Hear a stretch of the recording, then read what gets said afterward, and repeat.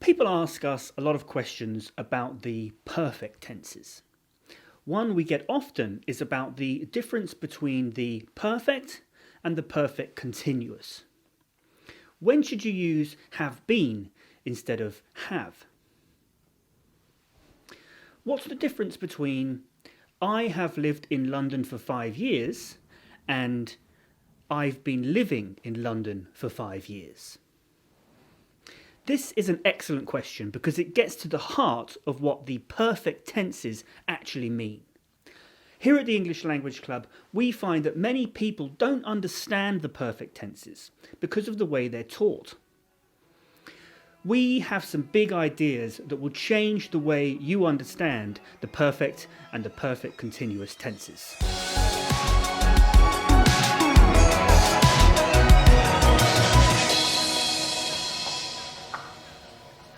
The best way to learn about the perfect tenses is to make sure you hit the like button on this video, and while you're there, make sure that you're also subscribed so that you don't miss future videos. First, let's look at what the perfect tenses mean. Perfect means that the action of the verb has finished by the time the sentence is talking about. Since the action is already finished, the verb is really saying something about the effect of the action on the time that we're talking about. The perfect tenses are about the result of the action rather than the action itself. As an example, let's look at the present perfect tense. We have gone a long way. The action of going happened in the past, but we're talking about the present. We say it this way because the focus isn't on the action, but rather the results. So, in this example, because of our travel, we have arrived at a faraway place. So you can see that we use the perfect tenses to show the effect that an already finished action has on the time we're talking about. The action has to be finished, but it can be only partially finished. For example, the rocket has flown halfway to the moon. The rocket's action of flying has not stopped, but the half of the trip that we're talking about is finished. The same goes for I have waited over an hour. The action of waiting might continue, but the part we're talking about, over an hour of it, is finished. And of course, I have lived in London for 5 years doesn't necessarily mean that you don't live in London anymore. It just means that you've completed or finished the 5 years of living in London that you're talking about. And this makes sense because the perfect tense is about results. The results of flying halfway to the moon is that you're halfway to the moon.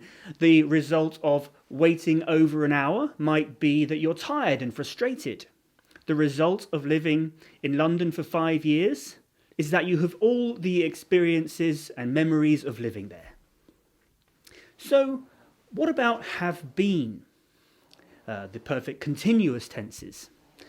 Let's look at what the continuous tenses mean. A continuous tense tells us that the action is in the middle of happening at the time the sentence is talking about. The action has already started and it isn't finished at the time we're talking about. So, doesn't that contradict the perfect tenses? Actually, no.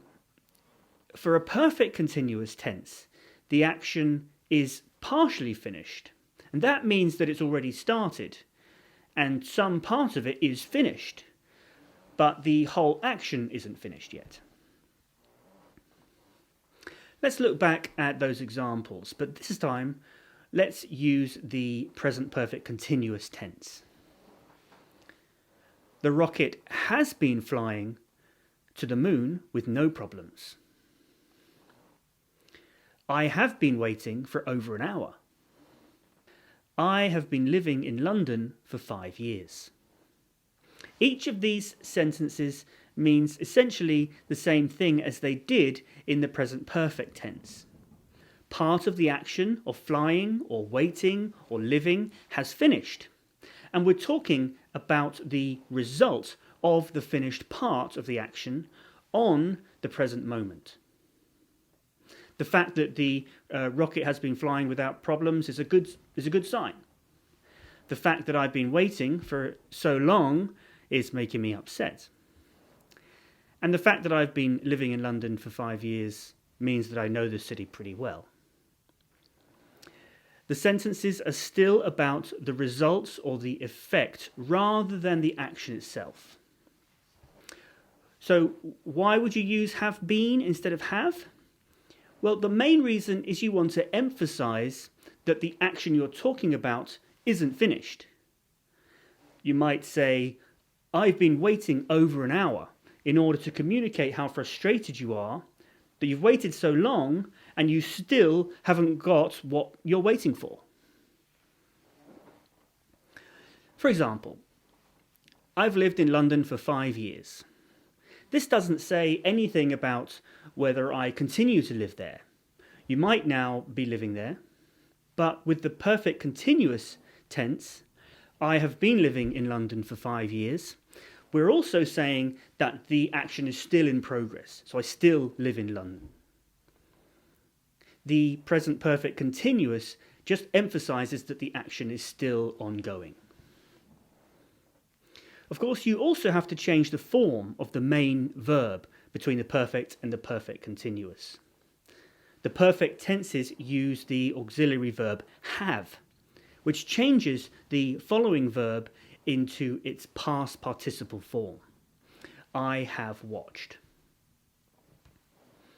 The perfect continuous uses two auxiliary verbs. First, have and then be.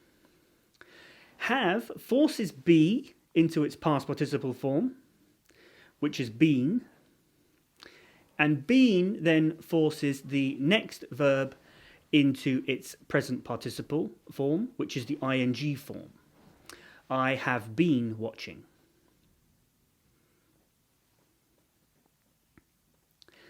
The same is true for the past perfect and past perfect continuous tenses. I had watched or I had been watching. And it's also true for the future perfect and the future perfect continuous, except for the future you have the extra auxiliary verb will. I will have watched and I will have been watching.